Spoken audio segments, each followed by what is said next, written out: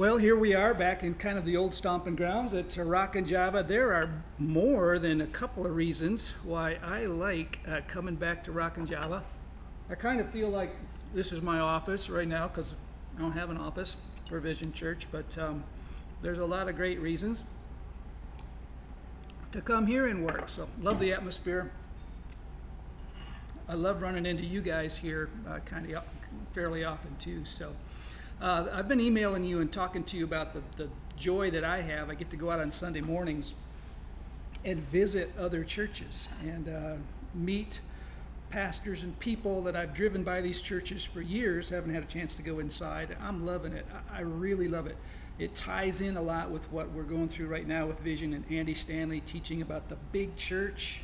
Obviously, church is way bigger than Vision Church. I just love the idea that we get to be a part of the big church. But anyway, one of the reasons why I wanted to talk to you today and just send you this little video is what I've seen as I've been out there in these churches is commonly, you can read about it or they get up and do the big announcement, they're looking for people to help in their children's ministry. It's a common thing in all churches.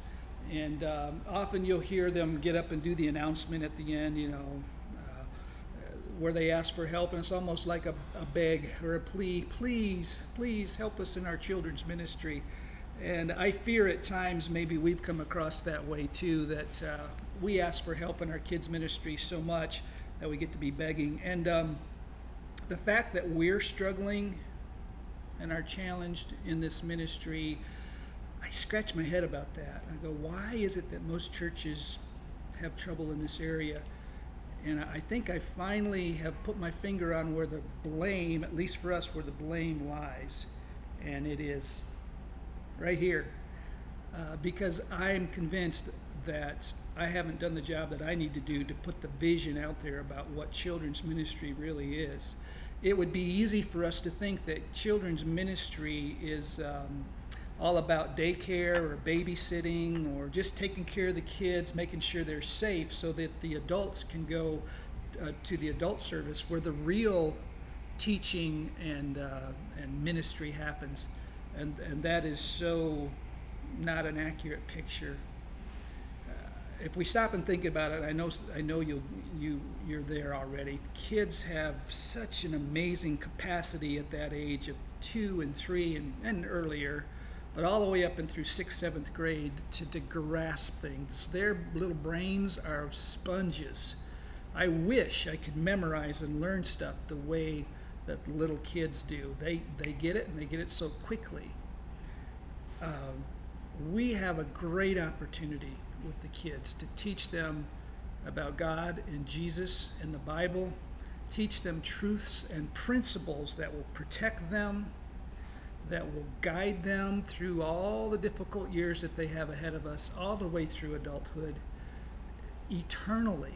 And so I really mean this when I say it. When the little dudes come waddling in to the preschool or the nursery in their little diapers, all the way up to our hyper 6th and 7th graders that just love to run and play, and they got 1,000 things on their mind. When they walk into that atmosphere, they are in a great position to learn.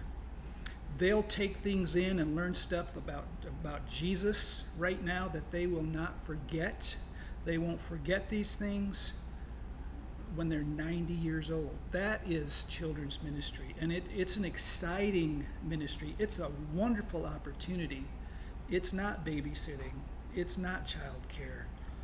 It is a window of opportunity we don't want to miss. And so even saying that, I know there's some who'll say, oh yeah, but it's just really difficult being in a room with that many kids. If that's you, then obviously your passion is not a children's ministry. However, I know there's a lot of people who do have a passion for it. I have a passion for it. I love, over the years, working with kids in musical projects. And if you see me around Vision Church, you see I always have some connection with the kids. I'm just drawn to them. I think I'm the grandpa of these little dudes, even though I don't have grandkids. You know, maybe that's why I reach out to them so much. But I'm just drawn to love their innocence, to love their little spirits, And if that's you, you are who we're looking for at Vision Church for children's ministry. And if you've kind of looked at it before as well, that's babysitting, that's child care, then I'm sorry, I haven't communicated to you that the buck stops right here. Our children's ministry will continue to get better and better. We're going to start Kids Rock again, which is community outreach to kids all over Continental Ranch. And our classes will continue to get better as well. And one of the things that will make it better is building that team of teachers and assistants. And on that team, when the team is full of the right people who have passion for helping these little kids eternally, it really does take about 2 hours a month. And that's 2 hours a month